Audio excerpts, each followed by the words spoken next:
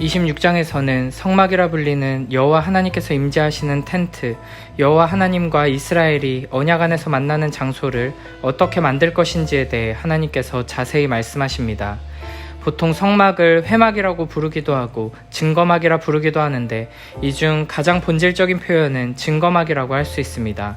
성막은 말 그대로 거룩한 장막이란 뜻으로 하나님께서 임재하시는 장소라는 점에 초점을 맞추고 있고, 회막이라는 표현은 하나님과 이스라엘 백성들이 만나는 장소라는 의미를 담고 있습니다. 증거막이라는 말에는 하나님께서 이스라엘과 맺으신 언약에 대해 증언하는 장막이라는 의미가 담겨 있습니다. 이 증거막이라는 표현 속에 하나님께서 임재하셔서 이스라엘 백성과 만나시는 목적과 그 의미가 다 포함되어 있는 것입니다. 하나님께서는 이 증거막을 통해 이스라엘과 맺은 언약을 유지하고 발전시키십니다. 결국 성막은 시내산에서 혼인서약을 맺고 부부가 된 여호와 하나님과 이스라엘이 언약 안에서 계속해서 교제를 나누고 그 언약을 누리며 증거하는 장소인 것입니다. 오늘 본문 1절부터 14절에서는 성막의 덮개에 대해 먼저 말하고 15절부터 30절에서는 성막을 둘러싸고 있는 널판에 대해, 마지막 31절부터 37절에서는 성막 안의 휘장과 바깥문 휘장에 대해 말씀하십니다. 이렇게 성막에 대해 자세하게 지시하시는 이유는 성막의 구조와 그 안의 기구들이 여호와 하나님의 성품과 우리 주 예수 그리스도의 일하심에 대해 나타내고 있기 때문입니다. 그러므로 우리는 이 성막이 예수 그리스도를 예표하고 있음을 기억하며 성막 건축에 대한 말씀을 살펴야 할 것입니다. 먼저 1절부터 14절에서는 성막 덮개에 대해 말씀하십니다. 성막을 덮는 것은 4겹의 천과 가죽이었습니다. 가장 안쪽에는 흰 세마포에 청색, 자색, 홍색 실로 정교하게 그룹을 수놓아 만든 천이 씌워졌습니다. 그리고 그 위에는 염소털로 만든 막이 덮여졌습니다. 이 질긴 천은 지금도 중동의 유목민들이 천막을 만들 때 자주 사용한다고 합니다. 그 위에는 붉은 물을 들인 순양의 가죽이 덮여졌고 맨 위에는 해달의 가죽이 덮여졌습니다. 덮개의 가장 아래를 차지하는 세마포에 사용된 실의 색깔들은 각각 그리스도의 사역을 상징합니다.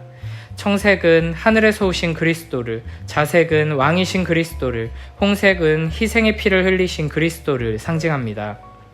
세마포 위에 덮인 휘장과 덮개와 윗덮개에 해당하는 가죽들 또한 그리스도를 드러내는데, 염소털은 희생의 제물이 되신 그리스도를, 붉게 물들인 순양 가죽은 그리스도의 희생의 피를, 해달의 가죽은 우리가 보기에 흠모할 것이 없는 초라하고 낮은 모습으로 오신 그리스도를 상징한다고 할 수 있습니다. 덮개의 맨 아래 세마포는 청색, 자색, 홍색 실로 정교하게 그룹을 수놓아 만들었지만 그 위에 염소털과 순양 가죽과 마지막으로 볼품없는 해달의 가죽을 덮음으로써 밖에서는 정교하고 화려한 장식을 볼 수 없게 구성되어 있습니다. 일반적으로 왕이 거하는 궁전이나 이방 신들이 거하는 신전과 비교해도 전혀 화려하거나 웅장하지 않은 모습입니다. 그러나 성소와 지성소 안으로 들어가면 모두 금으로 칠해져 있고 화려하게 그룹을 수놓은 세마포를 확인할 수 있습니다. 오직 제사장들만, 지성소에는 1년에 한 번 들어갈 수 있는 대제사장만 이 화려하고 아름다운 모습을 볼 수 있는 것입니다. 이를 통해 우리는 예배의 본질과 신앙의 본질에 대해 생각할 수 있습니다. 하나님께 나아가기 위해 우리에게 필요한 것은 화려한 장식이나 크고 웅장한 건물과 같은 외적인 요소가 아닙니다. 겉으로 보기에 자랑할 만한 것이 하나 없고 매력적으로 보이는 요소가 없는 것은 전혀 문제가 되지 않습니다. 중요한 것은 그 내면에 있는 참된 믿음이기 때문입니다.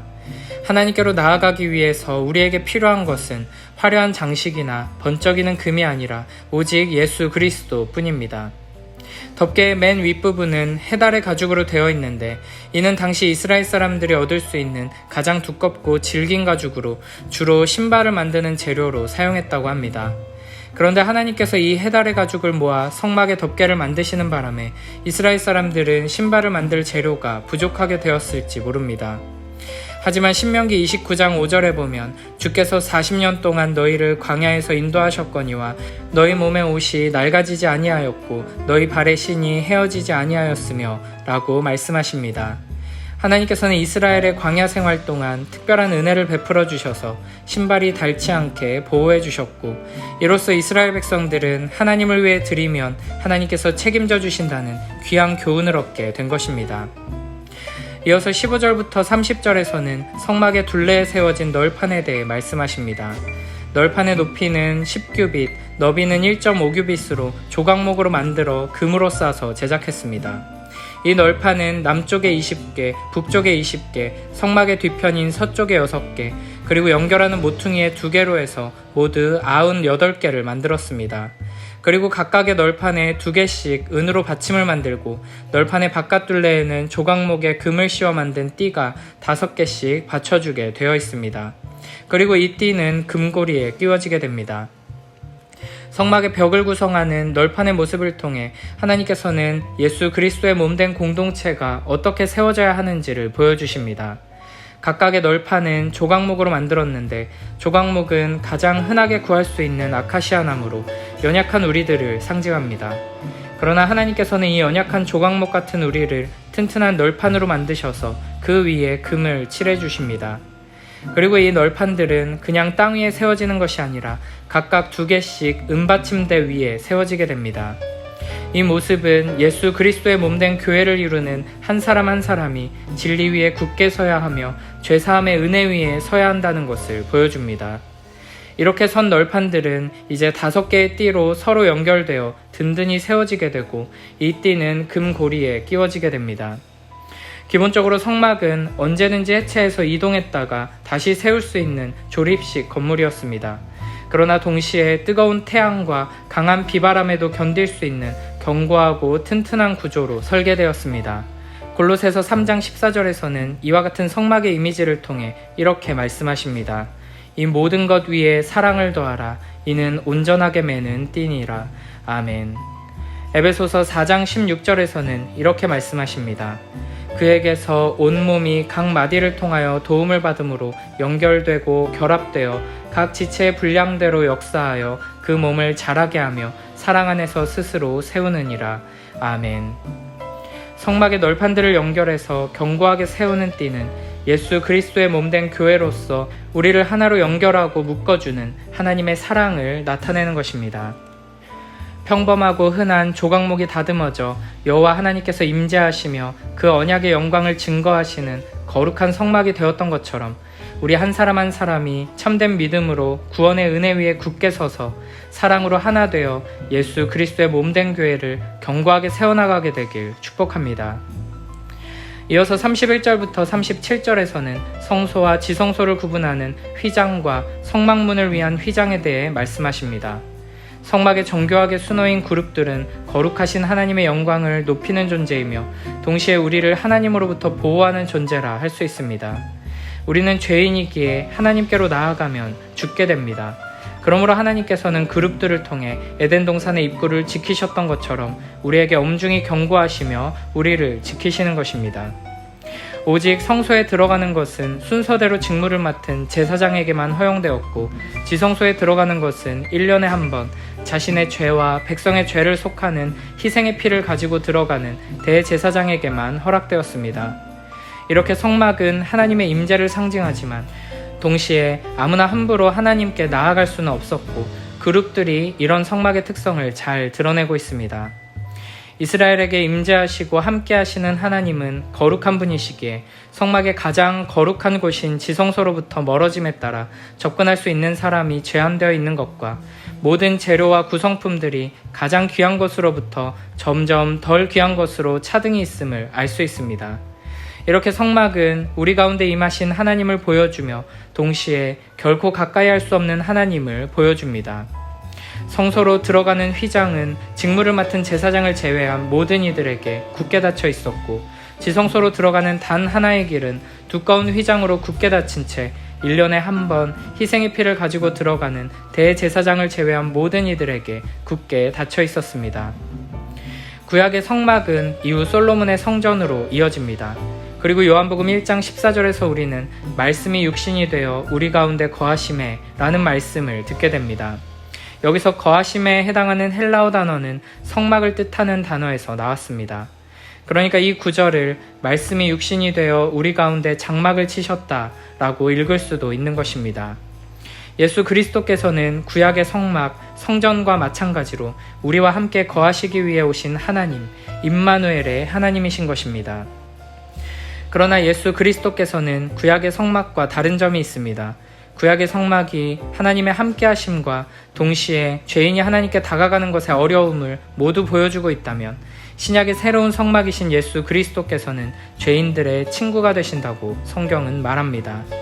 구약의 성막이 하나님의 임재와 더불어 죄인이 함부로 하나님께 나아갈 수 없음을 보여주었다면 참된 성막이신 예수 그리스도께서는 하나님의 임재와 더불어 죄인이 하나님께 나아갈 수 있음을 보여주신다는 것입니다.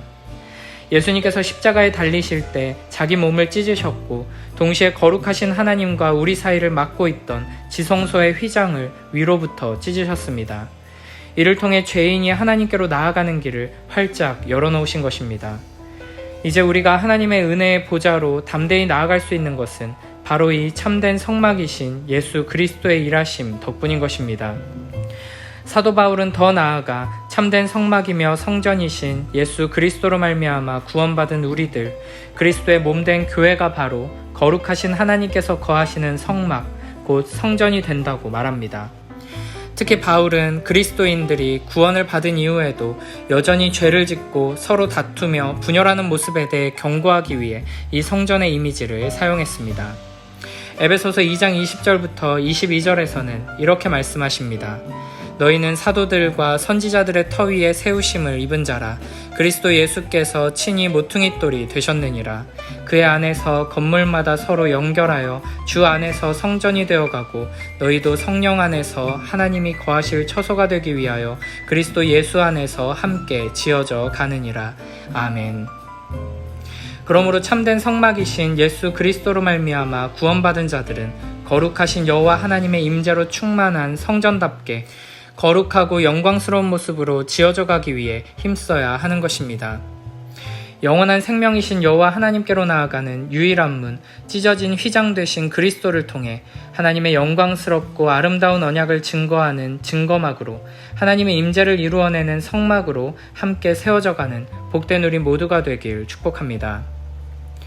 마지막으로 한 가지 더 생각해 볼 점은 성막을 만드는 일이 매우 정교한 기술이 필요한 창조적인 작업이었다는 것입니다. 이스라엘 백성들은 여호와 하나님께서 거하실 집을 건축하기 위해 많은 시간과 노력과 물품들을 투입했습니다. 실을 만들고 염색하고 배를 짜는 일과 목공 일과 금속 작업은 전문적인 기술을 필요로 했습니다. 하나님께서는 하나님의 집을 짓는 이 영광스럽고 아름다운 일을 충분히 혼자서 하실 수 있으셨습니다. 그러나 하나님께서는 이스라엘 백성들로 하여금 이 일에 참여하게 하십니다. 이것은 이스라엘 백성에게는 놀라운 은혜였고 아무나 누릴 수 없는 특권이었습니다. 사실 하나님께서는 에덴 동산의 첫사람에서부터 창조주 하나님의 영광스러운 사역에 동참하도록 부르셨습니다. 하나님께서는 동물들을 만드시고 나서 아담에게 동물들의 이름을 짓게 하십니다. 하나님의 창조의 일하심 안에서 아담은 완전한 자유를 가지고 창조에 동참하는 특권을 누린 것입니다. 창세기 2장 19절에서는 이렇게 말씀하십니다. 아담이 무엇이라고 부르나 보시려고 그것들을 그에게로 이끌어 가시니 아담이 각 생물을 부르는 것이 곧 그 이름이 되었더라. 아멘.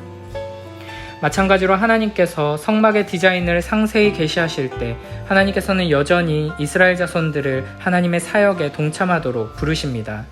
하나님께서 이 땅에 임재하시는 일, 이스라엘을 하나님의 백성으로 부르시고 인도하시며 동행하시는 이 위대하고 영광스러운 일에 이스라엘의 기술과 노력과 창조력을 가지고 동참하게 하시는 것입니다. 하나님께서는 오늘날 우리에게도 이와 같은 놀라운 은혜와 특권을 허락하십니다. 우리를 예수 그리스도의 몸된 교회로 부르셔서 하나님의 구원 역사에 동참하게 하십니다. 예수님의 제자로서 영원한 선지자이시며 제사장이시며 왕이신 그리스도의 사역에 동참할 수 있도록 은혜를 주시는 것입니다. 각종 실로 정교하게 수놓고 나무를 다듬고 금속을 두드리는 모든 일들이 여호와 하나님께서 임재하시는 성막을 만들어낸 것처럼 우리의 일상 속에서 행하는 모든 평범한 일들을 통해 하나님께서는 예수 그리스도의 몸된 교회를 세우시며 영원한 하나님 나라를 완성하실 것입니다. 오늘 하루 우리를 부르신 삶의 자리에서 하나님의 영광을 위해 창조력과 기술과 근면함으로 주어진 일을 감당하는 복된 우리 모두가 되길 축복합니다.